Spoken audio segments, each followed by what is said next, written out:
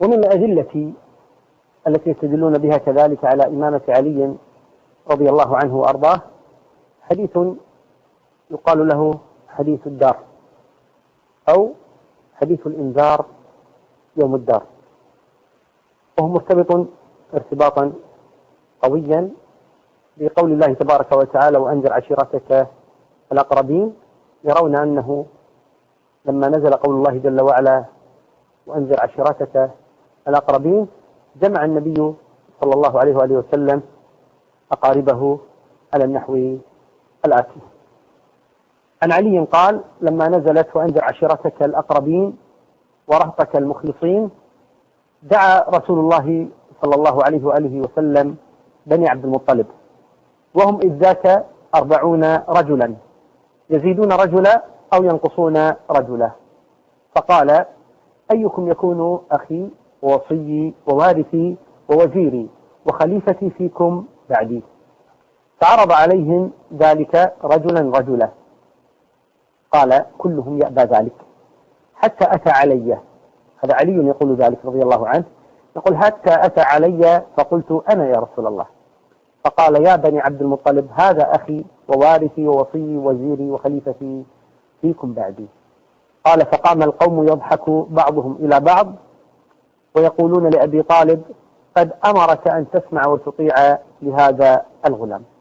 وهناك روايات أخرى لهذا الحديث أو لهذه القصة، مرجعها بحار الأنوار الجزء الثامن عشر صفحة 78 و100، والبرهان في الجزء الثالث صفحة 90 و100، والميزان الجزء الخامس عشر صفحة 36 و300. وأما كتب أهل السنة فجاء في مسند أحمد في الجزء الأول صفحة 11 و100 وصفحة 59 و100. يستدلون بهذا الدليل على أن عليا هو الخليفة بعد رسول الله صلى الله عليه وآله وسلم. نقول أولا: هذا الحديث ذكره الموسوي في كتاب المراجعات، وذكره كذلك الأنطاكي في كتابه لماذا اخترت مذهب الشيعة، وذكره تقريبا كل علماء الشيعة الذين ألفوا كتبا يستدلون بها على أهل السنة في إثبات خلافة علي رضي الله عنه بعد رسول الله مباشرة. وقد بالغ عبد الحسين شرف الدين في كتاب المراجعات حيث قال: ودونك ما أخرجه أحمد في مسنده في الجزء الأول صفحة 11 و100، تجده يخرج الحديث عن أسود بن عامر عن شريك عن الأعمش عن المنهال عن عباد بن عبد الله الأسدي عن علي مرفوعة. ثم قال: وكل واحد من سلسلة هذا السند حجة عند الخصم وكلهم من رجال الصحاح بلا كلام. ثم صار بعد ذلك يترجم لكل رجل من رجال هذا السند، فقال: أسود بن عامر احتج به البخاري ومسلم، شريك احتج به مسلم، الأعمش احتج به البخاري ومسلم، المنهال احتج به البخاري، عباد بن عبد الله الأسدي قال: هو عباد بن عبد الله بن الزبير بن العوام القرشي الأسدي احتج به البخاري ومسلم. وللأسف لا أقول لقلة بل لعدم وجود الأمانة العلمية، حاول هنا أن يدلس ويلبس بهذا الحديث. فعباد بن عبد الله الأسدي يختلف تماما عن عباد بن عبد الله بن الزبير، هذا شخص وذاك شخص آخر. عباد بن عبد الله الأسدي هو الذي يروي عنه المنهال، وهو الذي يروي عن علي رضي الله عنه وارضاه، بينما عباد بن عبد الله بن الزبير بن العوام هذا لا يروي عنه المنهال ولا يروي هو عن علي رضي الله عنه، ولكن لإرادة التدليس والتلبيس على الناس جعلوا عباد بن عبد الله الأسدي هو عباد بن عبد الله بن الزبير بن العوام القرشي الأسدي كذلك، فهذا من التلبيس والكذب. ولذلك عباد بن عبد الله الأسدي يترجم له صاحب التهذيب وهو الحافظ بن حجر رحمه الله تعالى، يترجم له في الصفحة ذاتها التي ترجم فيها لعباد بن عبد الله بن الزبير، فقال: عباد بن عبد الله الأسدي روى عنه المنهال وروى عن علي ضعيف، بينما عباد بن عبد الله بن الزبير بن العوام القرشي الأسدي لا يعرف بالأسدي، وإنما يعرف بعباد بن عبد الله بن الزبير، لكن جعله مكان هذا حتى يلبس على الناس، وليس هو راوي هذا الحديث، بل الذي يروي الضعيف عباد بن عبد الله الأسدي، وهذا من كذبهم، الله المستعان. على كل حال، عباد بن عبد الله الأسدي قال عنه البخاري فيه نظر، وكلمة فيه نظر عند البخاري كما قال الحافظ ابن كثير هي من أشد عبارات الجرح عند الإمام البخاري، كما قاله الحافظ ابن كثير في الباعث الحديث. وأحمد ضرب على حديثه وقال ابن حزم مجهول، فهذا هو عباد بن عبد الله الأسدي، فالحديث إذن لا يصح من طرق أهل السنة.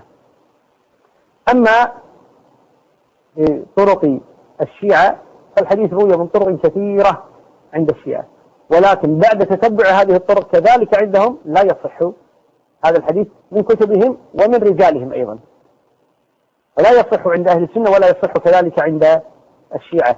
وجاء عند السنة من طريق آخر عند الطبراني والطبري من طريق عبد الغفار بن القاسم أبو مريم. وعبد الغفار هذا أبو مريم الأنصاري قال ابن المديني كان يضع الحديث، وقال أبو داود وأنا أشهد أن أبا مريم كذاب، وقال أبو حاتم والنسائي متروك، وقال الذهبي ليس بثقة. إذن هذا الحديث من حيث المتن لا يصح ولا يثبت عن النبي صلى الله عليه وآله وسلم، فالقصة هذه مكذوبة من أصلها، ثم هي أصلا باطلة من حيث المتن، متنها باطل لا يصح كذلك. لماذا؟ أولا لو نظرنا إلى قول النبي صلى الله عليه وسلم، أو لقول علي عفوا رضي الله عنه عندما يقول جمع النبي صلى الله عليه وسلم بني عبد المطلب 40 رجلا، يزيدون رجلا أو ينقصون رجلا، هل بنو عبد المطلب يصلون إلى 40؟ لا يصلون إلى 40. فهل أخطأ علي في الحسبة أو كذبوا عليه؟ الأقرب أنهم كذبوا عليه. تعالوا معنا نحسب ونعد أبناء عبد المطلب. من هم أبناء عبد المطلب؟ أبناء عبد المطلب كما ذكر أهل الأنساب 10، والمشهور منهم 2 أسلما وعاصر النبي صلى الله عليه وسلم، و2 لم يسلما وعاصر النبي صلى الله عليه وسلم، و6 لم يعاصروا النبي صلوات الله وسلامه عليه. فاللذان أسلما وعاصر النبي صلى الله عليه وآله وسلم هما حمزة والعباس، و2 عاصر النبي صلى الله عليه وسلم ولم يسلما وهما أبو طالب وأبو لهب، و6 من بني عبد المطلب لم يدركوا البعثة أصلا، فلم يحضروا هذه القصة، ولم يكونوا في ذلك اليوم من أهل الأرض، بل كانوا من أهل باطن الأرض، وهم عبد الله والد النبي صلى الله عليه وآله وسلم، والحارث بن عبد المطلب عم النبي صلى الله عليه وآله وسلم، والزبير بن عبد المطلب كذلك عم النبي صلى الله عليه وآله وسلم، والمقوم وغيداق، والسادس من هؤلاء قيل صفار وقيل ضرار. على كل حال هؤلاء 6 لم يدركوا مبعث النبي صلى الله عليه وسلم، إذا لم يكونوا موجودين. إذا من كان يمكن أن يكون موجودا من أعمام النبي صلى الله عليه وسلم في هذه الحادثة هم 4: حمزة والعباس وأبو طالب وأبو لهب. إذا عدوا معنا 4 حضروا. من أولاد هؤلاء؟ أما حمزة والزبير وضرار والمقوم والغيداق فلا يعرف لهم ذرية، لا يعرف لهم ذرية من الذكور، قد تكون ذريتهم إناث كما هو الحال بالنسبة لحمزة، كما هو الحال بالنسبة للزبير، قصة ضباعة بنت الزبير التي سألت النبي صلى الله عليه وسلم هي بنت عمه، هؤلاء إناث، ولكن من الذكور لا يعرف لهم ذرية من الذكور، هؤلاء بنو عبد المطلب. إذا ضرار أو ضرار عفوا، والثاني قلنا الحارث، ضرار والمقوم والغيداق والزبير وحمزة، هؤلاء لا يعرف لهم ذرية، وعبد الله ليس له ذرية إلا النبي صلى الله عليه وآله وسلم. بقي 4: العباس له ذرية، أبو طالب له ذرية، الحارث له ذرية، وأبو لهب له ذرية. إذن عندنا 4 من أعمام النبي صلى الله عليه وسلم، و4 آخرون لهم ذرية. العباس من ذريته؟ كثر، 9 ذرية العباس، ولا واحد منهم أدرك هذه الحادثة، ما أدركها إلا واحد، وهو الفضل بن العباس أكبر أولاده فقط، لأن بعد الفضل يأتي عبد الله بن العباس ثم عبيد الله، وهذان أدرك النبي صلى الله عليه وآله وسلم. لكن متى؟ عبد الله بن العباس ولد قبل هجرة النبي صلى الله عليه وسلم ب3 أشهر، وهذا في أول البعثة، إذا لم يحضر. إذا من باب أولى عبيد الله لم يحضر، ومن باب أولى ال6 الآخرون من أبناء العباس، وهم معبد وكثير وتمام وقاسم وعبد الرحمن والحارث، هؤلاء لم يحضروا كذلك، هؤلاء من التابعين أصلا، لم يدركوا النبي صلى الله عليه وآله وسلم. إذا من الذي سيحضر من ولد العباس؟ واحد، وهو الفضل. إذا ضفنا على الأعمام 4 واحد من أبناء العم وهو الفضل من العباس، صاروا 5. أبناء أبي لهب من؟ عتبة، عتيبة، معتب، نفرض كلهم حضروا، مع 5 3 8. بقي عندنا أولاد أبي طالب وأولاد الحارث عم النبي صلى الله عليه وآله وسلم فقط. عندنا 8. أولاد أبي طالب من؟ طالب، عقيل، جعفر، علي. علي رضي الله عنه أصغرهم. طالب المشهور أنه لم يدرك البعثة أصلا، مات قبل البعثة، ولنفرض أن طالبا كان موجودا. إذن هؤلاء 4: طالب وعقيل وجعفر وعلي. 4 مع 8 هؤلاء صاروا 12 رجلا فقط. لم يبقى عندنا إلا أولاد الحارث عم النبي صلى الله عليه وسلم. أولاد الحارث عم النبي صلى الله عليه وسلم: عبيدة بن الحارث، أبو سفيان بن الحارث، أمية بن الحارث، عبد الله بن الحارث، نوفل بن الحارث. 5 أضفهم إلى 12 رجلا 17 رجلا. وإذا تركنا طالبا وقلنا إنه مات 16 رجلا، ولكن نضيفه وليكونوا 17 رجلا. أين 40؟ ويقول 40 رجلا يزيدون رجلا، يقول هؤلاء كلهم أولاد عبد المطلب. أين 40 رجلا؟ كلام لا مصداقية له. ولذلك هذا الذي وضع الحديث لم يفكر يعني تفكيرا دقيقا في قضية أولاد عبد المطلب، وإنما أرسلها إرسالا هكذا دون أن يمعن النظر فيها، ثم فوجئ بأنه بالغ كثيرا في العدد، تأدى أكثر من الضعف.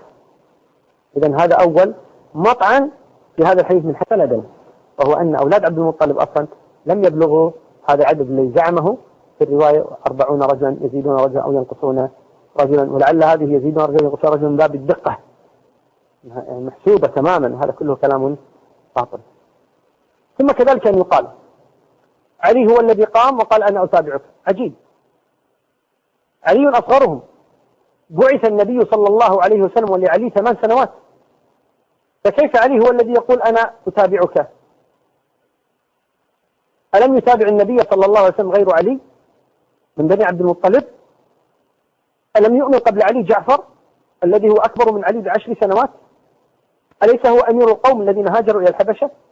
جعفر بن أبي طالب ابن عم النبي صلى الله عليه وسلم وأخو علي الكبير، أكبر من علي ب10 سنوات، تابع النبي. لماذا لا يكون جعفر هو الخليفة؟ بالعكس، أثر جعفر في مكة أكبر من أثر علي رضي الله عنه. علي كان صغيرا، فكيف يقوم علي؟ جعفر ألم يقم في ذلك الوقت؟ جعفر من الأوائل الذين أسلموا وتابعوا النبي صلى الله عليه وسلم. عبيدة بن الحارث ابن عبد المطلب من الأوائل الذين تابعوا النبي صلى الله عليه وسلم، هو الذي خرج مع حمزة وعلي في بدر للقاء عتبة بن ربيعة والوليد بن عتبة وشيبة بن ربيعة. هذا إذا الحارث ابن عم النبي صلى الله عليه وسلم، عبيدة بن الحارث ابن عم النبي صلى الله عليه وسلم، أين هو؟ لماذا لم يقم ويقول أنا؟ أين حمزة عم النبي صلى الله عليه وسلم؟ أليس أسلم وتابع النبي صلى الله عليه وسلم، أسد الله وأسد رسوله؟ أين هو؟ يعني إذا أردنا أن نمدح علي رضي الله عنه فلا مانع من هذا، ومدائحه كثيرة جدا، لكن لا يكون هذا على حساب الطعن في آل بيت النبي صلى الله عليه وسلم وفي أقارب النبي صلى الله عليه وسلم الذين تابعوه وأسلموا واتبعوا ما جاء به صلوات الله وسلامه عليه. ثم هل يكفي أنه قام إلى النبي صلى الله عليه وسلم ويقول له أنا أتابعك أن يكون وزيره ويكون خليفته ويكون كذا؟ ما يصلح هذا. هل النبي صلى الله عليه وسلم بعث لبني عبد المطلب؟ الأنبياء السابقون كانوا يبعثون إلى أقوامهم، والنبي بعث للإنس والجن، بعث للثقلين، بعث للأسود والأحمر. كان الأنبياء يبعثون إلى أقوام خاصة وبعثت إلى الناس كافة. يقول صلى الله عليه وسلم ثم يحكرها هكذا يقول أيكم يتابعني يكون خليفتي من بعدي؟ كيف يعقل هذا أن يخرج من النبي صلى الله عليه وآله وسلم؟ وهل يكفي مجرد المتابعة أن يكون خليفته من بعده؟ لا يلزم هذا. ثم كذلك لنا أن نسأل النبي صلى الله عليه وسلم جاءه عمرو بن طفيل وجاءه بنو كليب وطلبوا من النبي بنو كلاب وطلبوا من النبي صلى الله عليه وسلم يكون لهم الأمر من بعده ويتابعونه على الإسلام، فقال الأمر لله يضع حيث شاء، ولم يقل لهم الأمر لعلي بعدي، إنما قال الأمر لله يضع حيث شاء سبحانه وتعالى. وآخرها أليس الشيعة الاثنى عشرية يزعمون أن عليا كان خليفة للنبي صلى الله عليه وسلم وكان وصيا له قبل خلق الخلق؟ فكيف يعرض عليهم النبي صلى الله عليه وسلم شيئا مفروغا منه؟ الأمر عندهم مفروغ منه، والنبي صلى الله عليه وسلم يعني جعل خليفته علي رضي الله عنه قبل مبعثه، قبل خلق السماوات والأرض. كانوا أشباحا كما يقولون في كتبهم تحت العرش. إذا قضية النبي صلى الله عليه وسلم يعرض شيئا عليه، طيب افرض حمزة قال أنا، افرض العباس قال أنا، افرض أبو طالب قال أنا، طيب حق علي يضيع؟ هل الإنسان المفروض يقول لهم ترى علي منتهي الأمر، علي هو الخليفة، لا أحد يفكر لا أحد يناقش، أما يأتي يعرض عليهم شيئا هو أصلا مفروغ منه عند الله سبحانه وتعالى؟ هذا لا يمكن أبدا أن يكون من النبي صلى الله عليه وآله وسلم. ولنفرض أن النبي صلى الله عليه وسلم أعطاها لعلي، وهو قد حصل في الحديث أنه قال أنت خليفتي ووصي. هل صار خليفته؟ هل صار وصيه؟ إذا الوعد لم ينجز، لأن الخليفة بعد رسول الله صلى الله عليه وسلم صار أبو بكر ثم عمر ثم عثمان، إذا لم ينجز وعده. أترضون هذا لنبي الله صلى الله عليه وسلم أنه لم ينجز وعده؟ وعده شيئا ثم لم ينجزه له، هذه مشكلة. هذه قال هو يكون خليفتي، يكون وصي، يكون وزيري، ما صار شيء من هذا أبدا. إذا النبي لم يخلف وعده، أو نقول مكذوب على النبي، نقول مكذوب على النبي أهون. بدأ أن نتهم النبي صلى الله عليه وسلم بأنه لم ينجز وعده صلوات الله وسلامه عليه. ثم انظروا إلى خاتمة الحديث، لا يمكن أن تعقل ولا يمكن أن تقبل. الآن هم لم يؤمنوا بالنبي صلى الله عليه وسلم، يقول لهم أنا رسول الله، يقول كذاب، ساحر، شاعر، كاهن، مجنون. ما قبلوا أن يكون هو رسولا عند الله صلى الله عليه وسلم. ثم بعد ذلك يريدهم أن يقبلوا أن يكون علي وصيا من بعده. طيب هم خلي يقبلون بالأصل حتى يقبلوا الفرق. هم الأصل ما قبلوا به، هم رفضوا الأصل، فكيف يطالبون بالفرع وأن يؤمنوا بأن عليا رضي الله عنه هو الخليفة بعده صلوات الله وسلامه عليه؟ إذا كان الأمر كذلك ننتهي إلى نهاية مهمة جدا مع ضعف أسانيد هذه القصة عند السنة وعند الشيعة. لا تصح أسانيد هذه القصة حسب بحثي. بعد ذلك نستطيع أن نقول إذن هذه قصة مكذوبة على النبي صلى الله عليه وسلم. تصوروا أنتم لما يسمع العرب ويسمع الناس الذين يريدون أن يتابعوا النبي صلى الله عليه وسلم، ومن الآن يسمعون هذه القصة، يقول الرسول هذا، ما هذا الرسول؟ من بدايتها جعلها في أولاده علي خليفتي، ابن عبد المطلب انتم اللي يسمع كلامي هو يصير خليفة من بعدي. طيب وباقي الناس ما لهم حق؟ كلها لبني عبد المطلب. يشكون في دعوته إذن، كأنه يريد ملكا، كما قال هرقل لأبي سفيان، قال هل كان من آبائه من ملك؟ قال أبو سفيان لا. قال هرقل قلت لو كان في آبائه ملك لقلت رجل يطلب ملك آبائه. إذا كان الأمر كذلك، إذن علي رضي الله عنه يكون خليفة للنبي صلى الله عليه وسلم لأنه ابن عمه فقط، ونحن لا نقول بذلك. نحن نقول بعد رسول الله صلى الله عليه وسلم الأفضل من أصحابه هو الخليفة. ليست القضية قضية لأنه قريبي أعطيه الملك بعدي. هذه إذن قضية هذا الحديث. وَالَّذِينَ يُحَاجُّونَ فِي اللَّهِ مِن بَعْدِ مَا اسْتُجِيبَ لَهُ